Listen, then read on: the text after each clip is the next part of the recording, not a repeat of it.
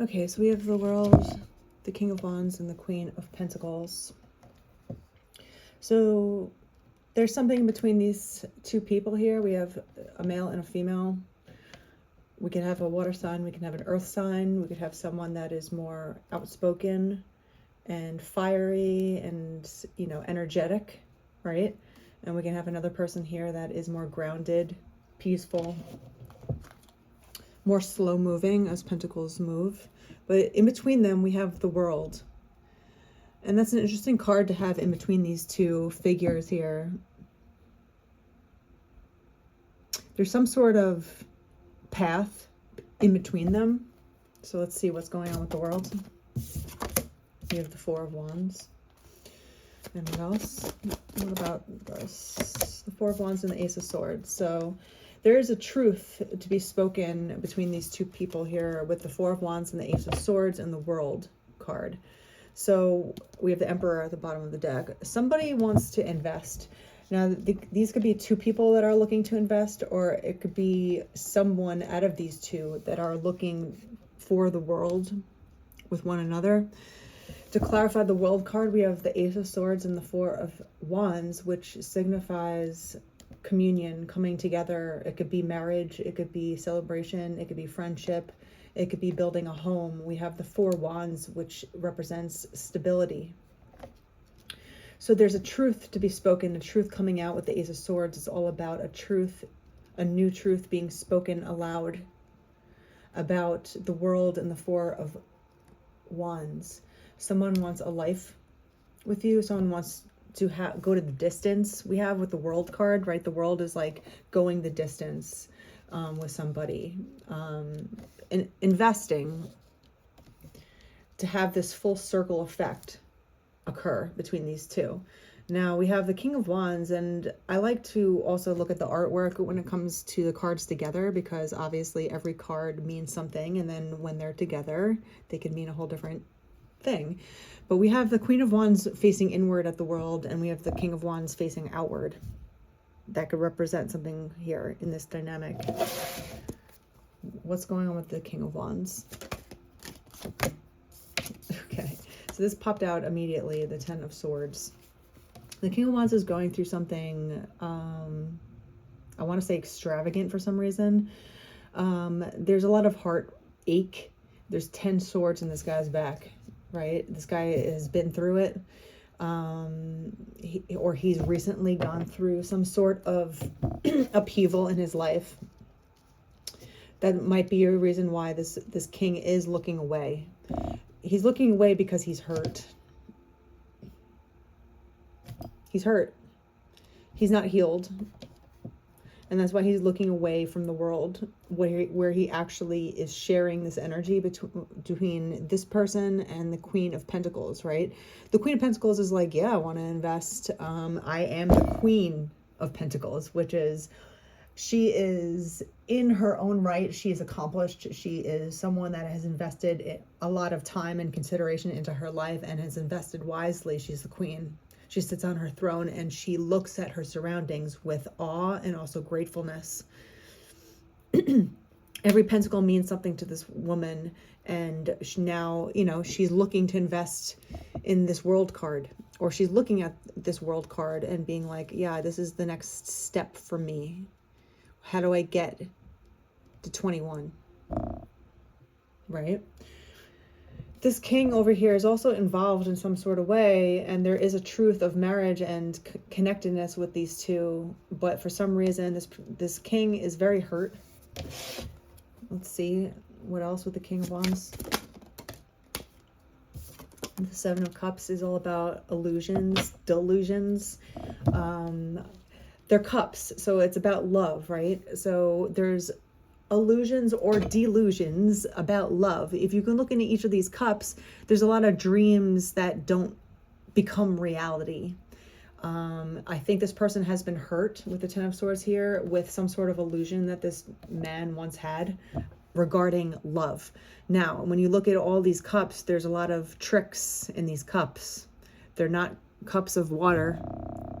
They're cups with snakes in them, dragons, tricky things, right? All these shiny objects where you might become obsessed with somebody, thinking that is love, but you're looking at someone as an object. You're looking at someone as a shiny new object. This person has been hurt by either consciously looking at love like that or being tricked about love. You know, there's 7 cups here that all have tricks in them. It's all about dreaming and not looking at reality the right way. So they've been hurt by this in the past. You know, you live and you learn. You learn from your mistakes in life. If we never made mistakes, we'd never have to learn anything. If we take our fails in life and we treat them as a lesson to be learned and a way to grow more instead of as defeat, even though it could be defeat, but sometimes God gives you defeat on purpose for a better reason. Whatever the case is here, there's some sort of illusion with love that they were tricked and severely hurt by. One more. The Queen of Cups. This is definitely regarding loving a female. They thought they loved a female, but they were hurt tremendously with the 10 of Swords. This person was very charitable to this female.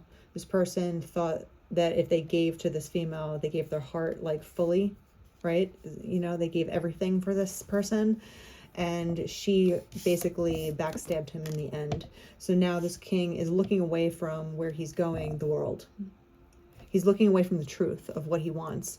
He might actually want love deep down, but he's been so tricked and hurt by investing in the wrong people that he almost feels like relationships aren't real or they're not positive. Like he expects every relationship to be negative outright because of one bad experience. So you're expecting your past to become your future. 7 of Wands, having to stand up for yourself here. This person might have felt like there was a lot of other wands around this person. Okay, if you could see, like, this man's like, this is my person, you know, and all these other guys are like, hey, but you know, I'm gonna try. And this person was always fighting for his territory almost, right? He loved this woman. He gave everything to her. She tricked him, hurt him, and might have maybe taken up some offer with another wand. Queen of Swords.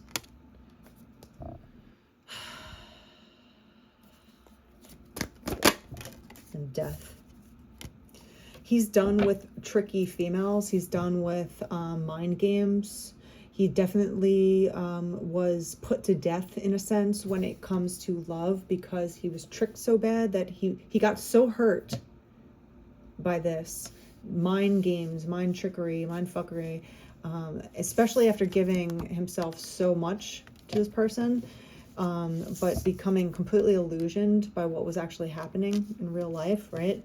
This person could be from childhood or someone that they knew when they were younger. Either way, it didn't work out the way that they wanted it to, and it failed. So now this king, again, going back, is looking away at the world. He's looking away at the truth about what he wants. He's looking away at a person that actually might be good to invest with. The Queen of Pentacles is a really good person to invest with. She's a solid human being. She is someone that does what she says and says what she does, right? She might be slower to react than other females that just want to play around. But lo and behold, if you are in a mind frame of looking for someone to invest in, this is a quality person, right? Someone that they actually could invest in. And they know this inside with the Truth card and the Marriage card here.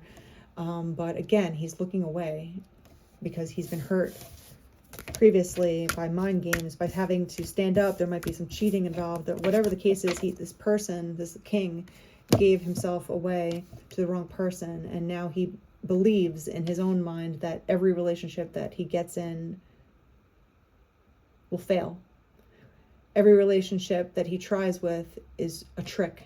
or every female that he tries with going forward will give him the 10 of Swords in his back. They will lie to him. They will cheat on him. They will make him feel territorial, right? They'll play mind games. So that's why I feel like this person, this king here, is kind of, he's interested in finding the world, right? In finding the golden chalice. But again, he's been left out in the cold and abandoned and hurt, put out in the snow with a broken foot kind of energy, right? Like, good luck, you know? So that's why this person is not facing inward. That's what I'll say with this. So what's going on with the Queen of Pentacles then? The Moon. She's very in tune with her intuition, obviously, but she doesn't say things out loud. We also have the Nine of Pentacles coming out with that. We have the Queen and the Nine of Pentacles. Very stable, very grounded, happy in her own right, happy in her own life. Like, she's worked very hard to grow all these pentacles in her garden. Now she gets to walk in it with her bird, and she's loving life. She's loving her life quietly with the Moon. You know, you don't, just because you're content with your life, or you have nice things or things that you enjoy doing, that doesn't mean you have to show everyone, tell everyone, broadcast it to the world, what you have, what you're grateful for. Even though she's looking for the world, you know, an ending here, some kind of truth between these two people, she's also just comfortable in her own self. She's comfortable in her own life, and she doesn't need to, she knows that she doesn't need to chase in order to get what she's looking for, if that makes sense. What else? We have the Devil here.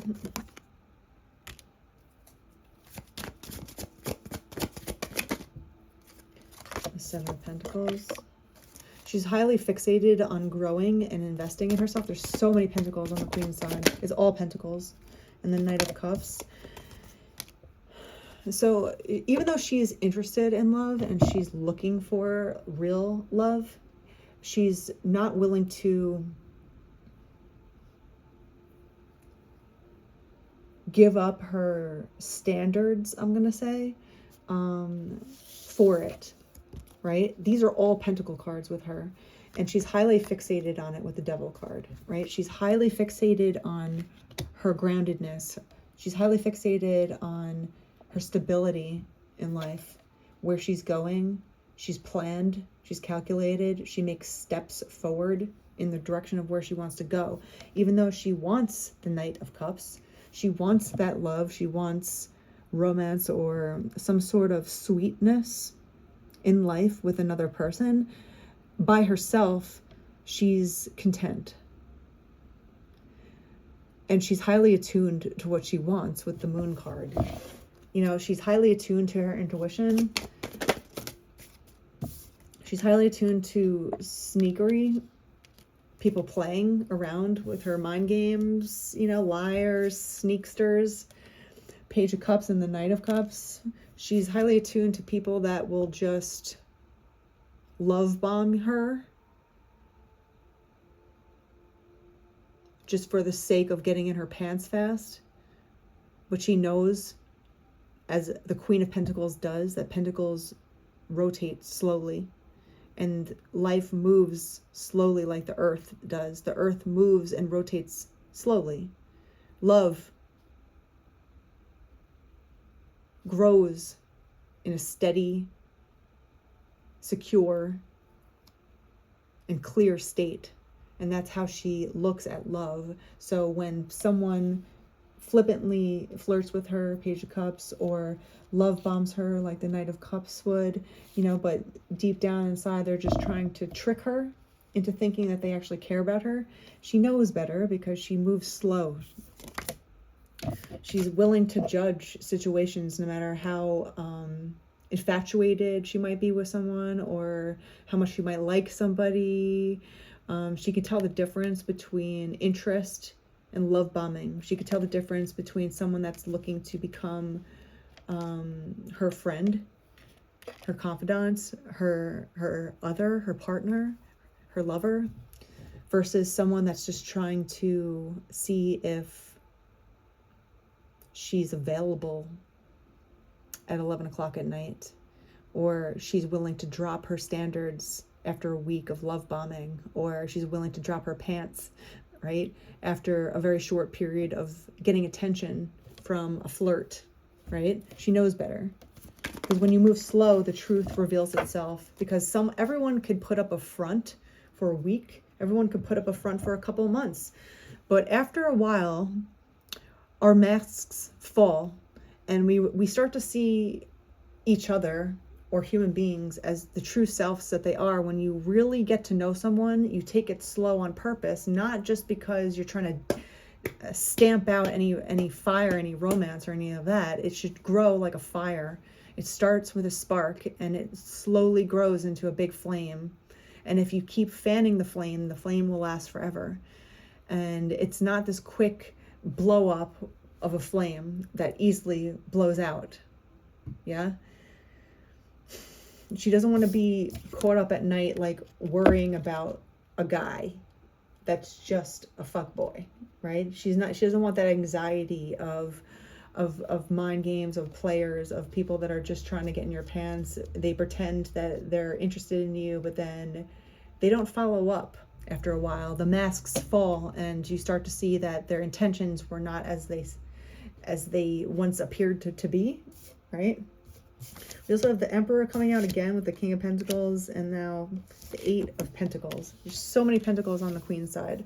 She wants an Emperor. The King of Pentacles and the Emperor coming out. These are two male figures that are upstanding, respectable men, like real men.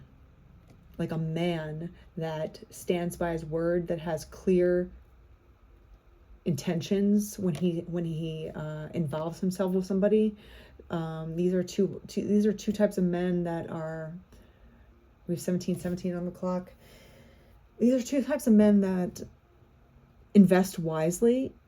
They're successful, they're mature, but when they go for something that they want, they're very clear about it, and they're not looking to be like a Page of Cups flirt. You know, maybe I like you, maybe I don't know, whatever. It's more lighthearted, but there's no real meaning behind it.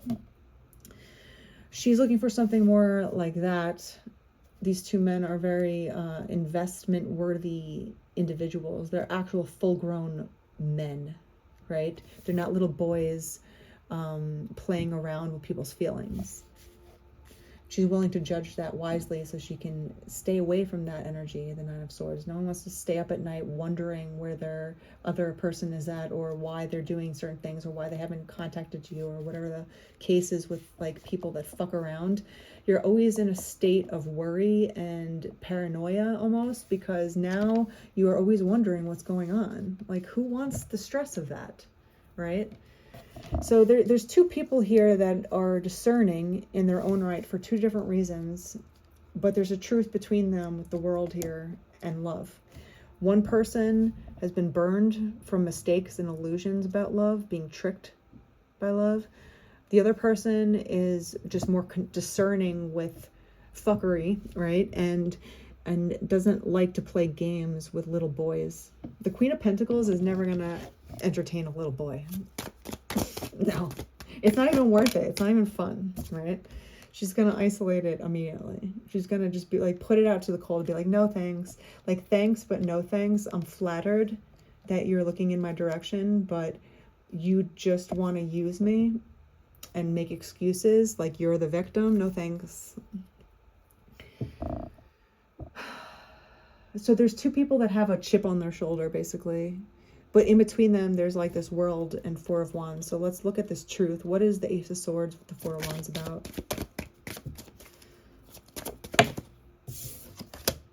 And Three of Cups. Again, another marriage card, which is really strange. They both want a certain way of life, but they're both a little bit guarded at this point in time. There's a risk involved. They feel like it's risky.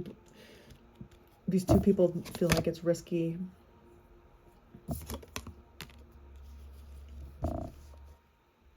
But there is a gift here. We do have the gift that says letting you know, surprise of thinking of you, even though there's a risk of doing this. There's the truth here. The truth is here about some sort of feeling or some sort of mutual goal that you both share. And there's a pregnancy here. So I don't know if that is a literal pregnancy or if it just means a pregnancy of a relationship, right? It could be the start of something new. What else about this Four of Wands and the Ace of Swords?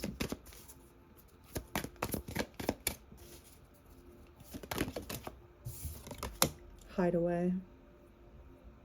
Make time to be with your person and create your own special hideaway.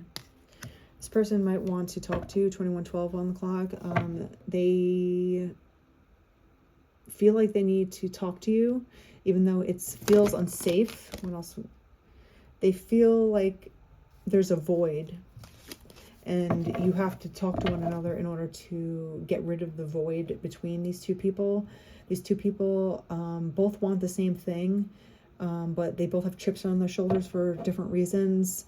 There is a truth, there is a marriage, there is a pregnancy, there is a coming together with family, a signifying event that will secure a relationship, like a commitment, basically. In order to get rid of any sort of unknowing or uncertainty between two people, you have to talk, you have to communicate. And it's okay if one person doesn't know how to communicate as well as the other person, but you have to show interest. You have to show that you're willing to do what it takes to learn about your person, to show that you actually have intentions that are more than hooking up. You know, you have to be able to show that. You don't have to know all the answers, but you have to come into a relationship if you're being genuine and being like, I don't know the answers. I don't know how to do this. This is hard for me, or I've never done this before, or I don't know what exactly to do or say, but this is how I feel. This is what I want. This is my intention. I just am confused. Or if there's a, you know, I don't want to be confused, or I don't want to be tricked. You know, all the things that you both have as red flags or as your hang-ups, you have to talk to one another. If you can't talk to somebody and disclose at least a little bit of vulnerability,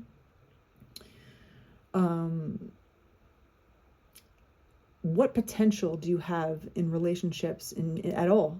You know, if we can't show ourselves to the person that we're trying to share our heart with, granted, you have to be smart and not be a fool either when it comes to people, because you have to live and learn lessons and remember the lessons so you don't make mistakes again. But if you're not willing to be at least somewhat vulnerable with someone that you're looking to share your heart with, share your body with, share your time with, share your family with, share your friends and events with, your successes with, your failures with, someone that's going to eat with you, someone that's going to take care of you, someone that's going to hug you when you feel like you failed, someone that's going to support you when you feel like no one else is supporting you.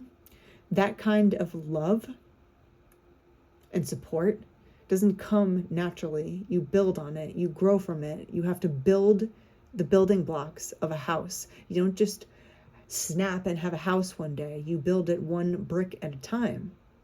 And in order to do that, you have to build trust, security, and have vulnerability in knowing that you can share your vulnerabilities with one another and not have it be used against you or judged.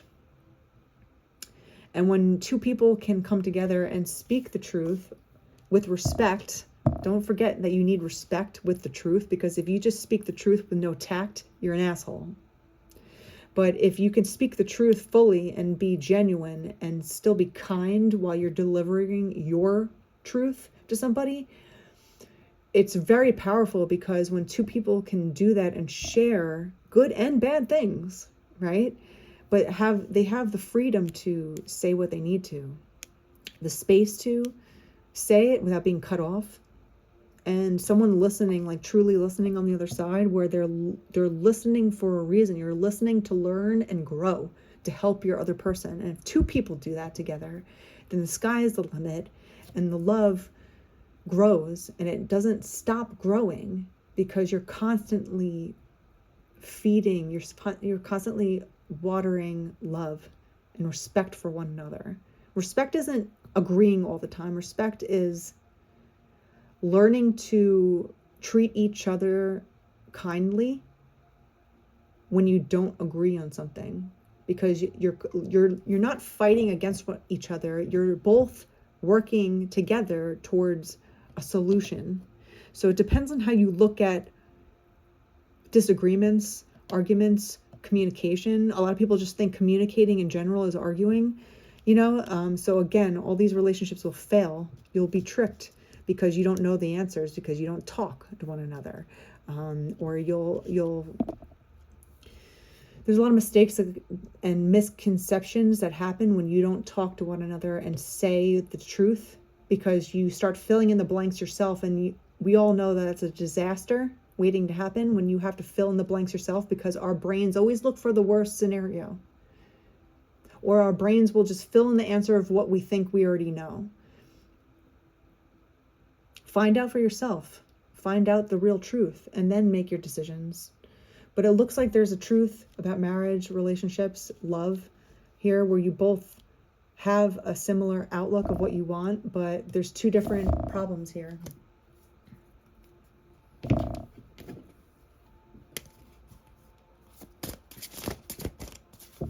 One more.